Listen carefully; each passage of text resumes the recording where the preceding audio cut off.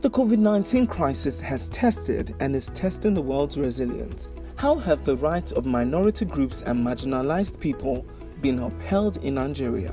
On Rubbin'Minds, we spotlight actions we all can take to support human rights and join in the fight against COVID-19 through best practice examples and insights from human rights experts, and how we can play a key role and stand up for the most vulnerable and marginalized people both during this pandemic and beyond. Ebuka Obi Uchendu chats with data analyst Cheta Nwanze and the Secretary of the National Human Rights Commission, Tony Ojukwu, next on Rubbin'Minds.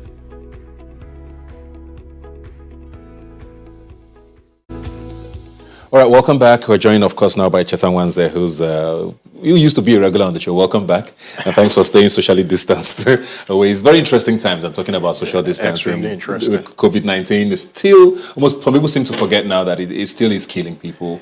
Numbers are crazy. We have, I think, 15,600 or thereabout cases in Nigeria now confirmed. Every day we're almost even by 1,000 now.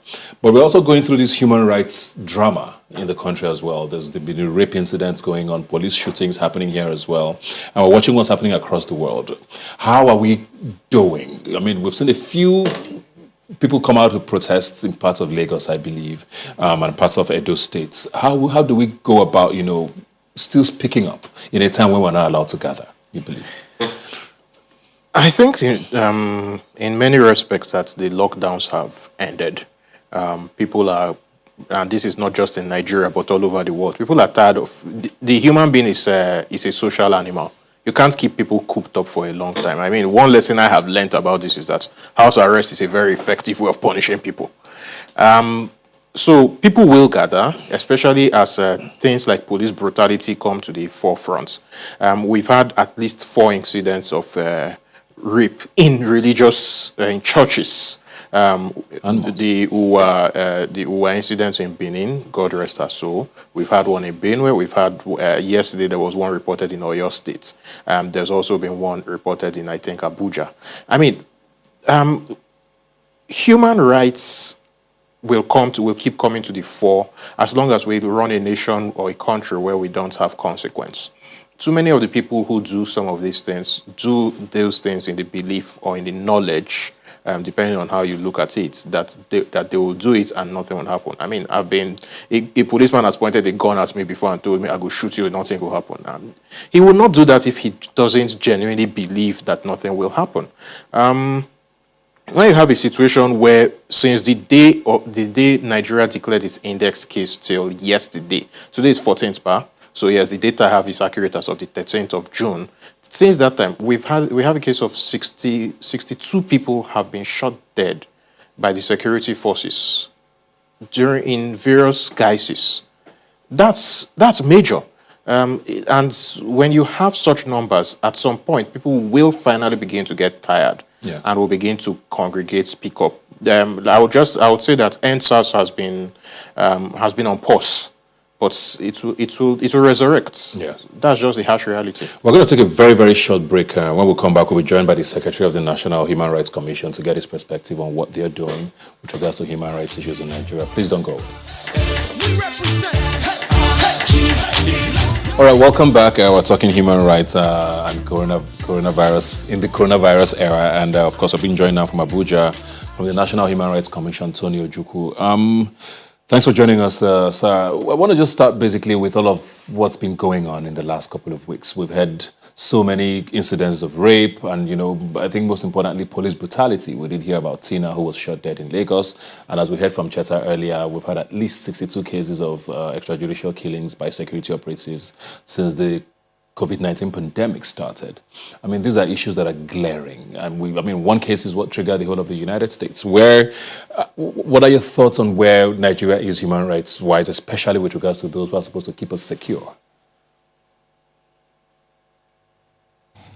Yeah, thank you very much, Ebuka. It's as if the COVID-19 pandemic threw up so many things. And human rights is also one of the victims of the COVID-19 pandemic because, of course, from the lockdown is as if the security agencies just went on rampage, and it was like violation galore. And we said so, but it did not only stop there. There are things by also private actors, things like rape and domestic violence and sexual and gender-based violence generally was exacerbated. So even some areas that we did not even advert our mind to, we underestimated the effects of locking people in during the lockdown. I kept wondering. I said, what was it that was provoking this level of sexual and gender-based violence just because of the lockdown? And I realized that the human being is really a social animal, and if you put people under house arrest, under the conditions under which the lockdown was being enforced, that's the consequence, is the manifestation in so many ways. However, it also has exposed the inadequacies of our system, that women remain unprotected, that women's rights matter, and that we should do all we can to make sure that this doesn't continue and should never happen again. So what we are doing is we have decided to make sure that we use this opportunity to create massive awareness on sexual and gender-based violence. We make sure that we train all the responsible agencies like the police, and we are collaborating with NAPTIP and police to make sure that every single case of sexual and gender-based violence is going to be thoroughly investigated and prosecuted, because accountability is an issue. We are also embarking on massive campaign to make sure that people know what to do when they are victims of sexual and gender-based violence. We are also trying to create awareness so that people don't feel stigmatized, so that people don't feel withdrawn, because if they feel withdrawn, they will not report cases of sexual and gender-based violence, and that is why perpetrators go free. People must be able to come and speak out, and we should stop. I want to talk specifics now. Very sorry to cut you off, because I know I like that you're talking about these things, but I want to talk about legislation, which is a very important part of this conversation. Something that came up a lot when all of these rape cases were being talked about was age of consent in Nigeria. I mean, there's a plethora of legislation in Nigeria that excludes women from anything. For the longest time, women couldn't get something as simple as a Nigerian passport without their husband's consent. We still have a lot of those laws that are available. What is the Commission doing to start making practical steps to fix things like this? Well, by our act, we have the mandate to advise government on needed reforms in terms of legislation. We intervene in every legislation that comes in Parliament to advise them on the human rights implications, and that includes issues like you have raised. Of course, there are ongoing reforms. Government has set up a gender-responsive committee, which is going to look at all laws and see how these laws can be harmonized in such a way that victims are not prejudiced in terms of getting accountability. So we are looking at all that now, and of course, we are working with other stakeholders to make sure that the relevant laws are going to be reviewed to make sure that prosecution is a little bit easier, and it is not hard on the victims of sexual and gender-based violence. Let me come to you, Cheta, now. He's talked a lot about, what a lockdown might have done to people, which could be, all over the world, we had cases of domestic violence was on the increase, not just in Nigeria. But of course, police brutality was also a part of the situation. We've talked about NSAS for so long, and it's still a thing, Do you believe that with the ease on the lockdown, things will get better, or you think it's still going to be the same? Number one, travel restrictions still exist, and a lot of the cases of police brutality, of security forces brutality, because to be fair, it's not just the police that are guilty. A lot of the cases of security forces brutality happen on the roads, because people have the security forces have been extorting a lot of people who have been disobeying the law, disobeying the president's edicts and traveling. And it goes to show just how rogue our security services have gone in many respects. Yeah. This is not the first time that Nigeria has had orders issued to the security forces, especially the police, with regards to our roads. And most times they practically listen to the orders, shrug, and do what they want to do. Every Inspector General of Police since Musiliu Smith in 1999 has said that, roadblocks should be taken off the roads. And every Inspector General has been disobeyed. It tells you that something is deeply wrong in the culture of policing in the country. And that's where the problem is. The culture of policing in the country is all over the place. It needs to be looked at. Policing, by its very nature, ought to be a local affair. Not even states, but more local. If the policemen stay among the population they are meant to be policing, they will behave better. That's something that we ought to look at. We ought to take that metropolitan police model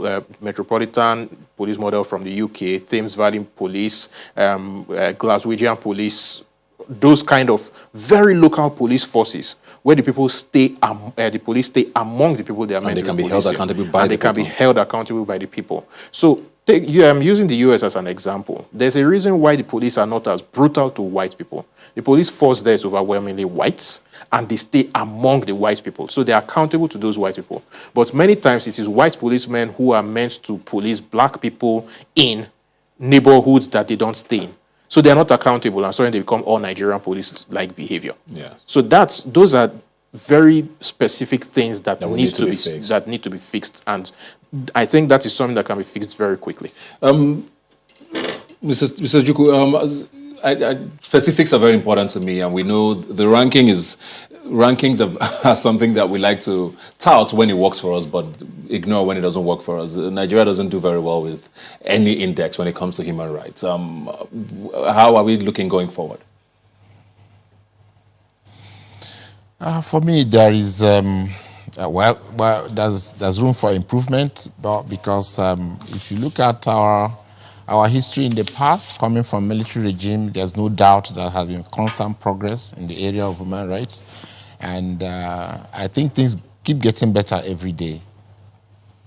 Well, thank you very much. Thanks especially to you and the Commission for making this program possible. The National Human Rights Commission particularly supported our show today, and I like that it's given us an opportunity to speak our minds. Before we go very quickly, are you hopeful, Cheta? I think there's a major test case that we have, and that will determine how hopeful I become. A young chap, Ibrahim Idris, Dadiata, disappeared over a year ago. We need to find him. Let's put it brutally. If he's dead, we need to know. If he's still alive, who disappeared him? Will the person be held to account? If we can sort something like that, then there's hope. Thank you very much, Cheta, and thanks once again to the National Human Rights Commission for their support for Rubbin'Minds today. Like I always say, you can follow the conversation on Twitter at Rubbin'Minds now. It's the handle. Use the hashtag Rubbin'Minds when you tweet at us. I'll see you next Sunday. Come on, come on, come on.